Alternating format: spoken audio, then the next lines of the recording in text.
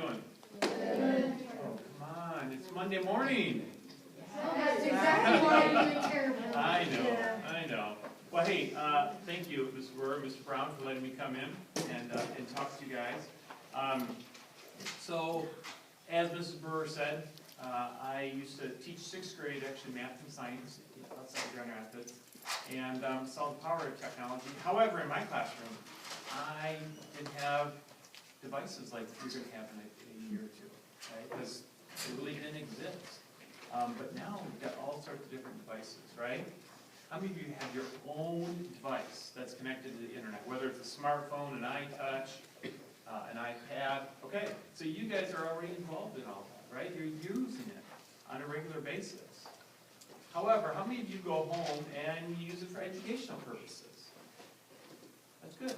I mean, you use it for play purposes, like you're playing games, social networking, Instagram, Twitter, Facebook, okay? All right.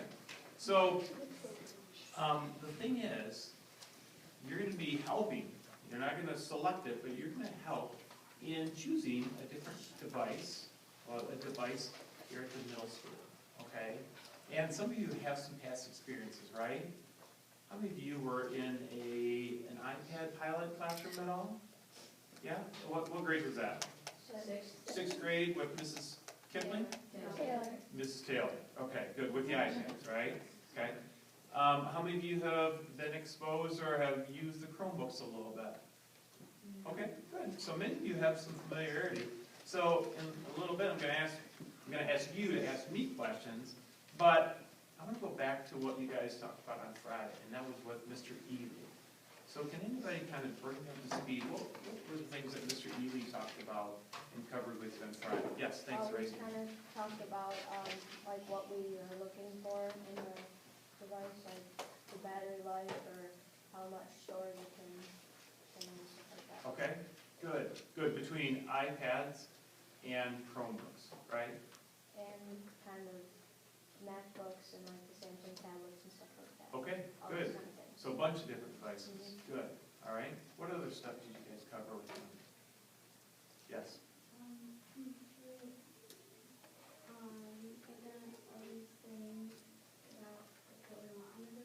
Good.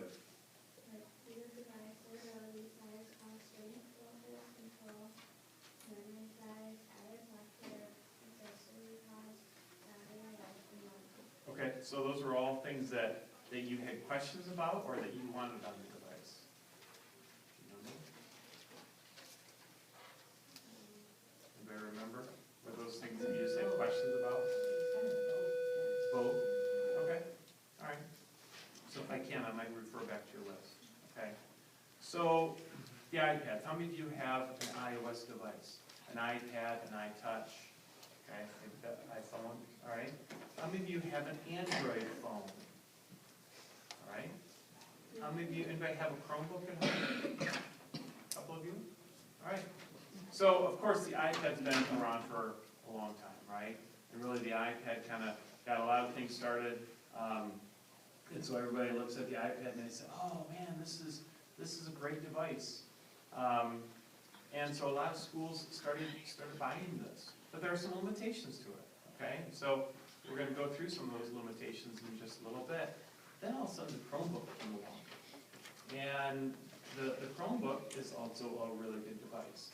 And so the thing is, in Spring Lake, it might be the iPad, it might be the Chromebook, it might be both, depending on what grade you're in. And so Mr. Ely and I, last week, he and I sat down, and I'm going to be helping your teachers go to some other schools to see some of these devices in action. But this is really exciting to be involved and to get your input on this, okay? So let me ask you, with the iPad, how many of you have a broken screen on your iPad or your iOS device? Yeah? Are you worried about the durability of these? Is that a question for you? Yes? Is that a question? Two of our phones. Yes. Like happy one. Yeah. And so these devices, if they're not in a case, they can be very fragile, okay? However, If they're protected well, if any device is really protected well, it's not a big deal, okay? I drop this all the time, all right? And I don't care about it, because I've got a nice firm case. Actually, the case that I used to have on this actually broke before this iPad did.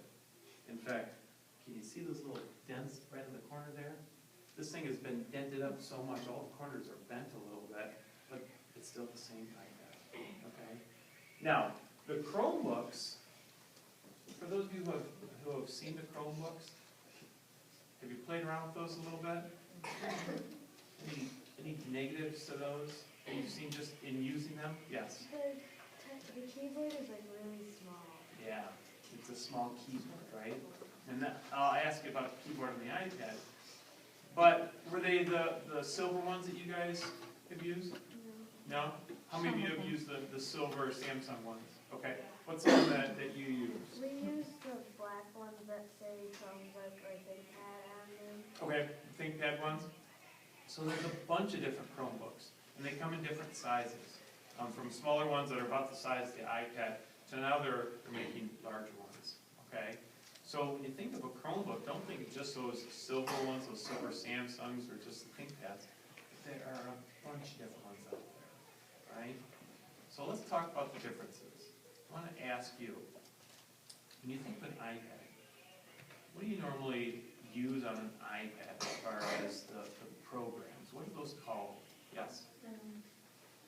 What are the programs called? Yeah. Apps. Exactly. So Apple has apps that you download onto the iPad. And there's, I don't even know. Anybody know how many apps there are? There's millions, right? They're coming out every day. In fact, kids your age make apps. Anybody here in here make an app? Yeah? Have you made an app? It was really bad? Did you get it onto the App Store? Wasn't verified, but you tried. That's awesome. Very good. There are kids. He's 9? Yeah, and like the programming app, it wasn't very good. It was like a really bad version of Tetris. Okay. But he's 9, right? Yeah. And so kids, adults, can make apps, whether you make money off of it or not. But you load apps on here. How about on a Chromebook? What do you put on a Chromebook? Do you know? What's that? They're not really programs. Yes, in the start. Do you know? Okay, they're called apps from the Chrome store. However, most of them are just internet sites. For the most part, the Chromebook just runs. It's a browser. It's the Chrome browser. How many of you use Chrome browser? Okay. Internet Explorer, Firefox, those are all just browsers. So for the most part, you have to be connected to the internet.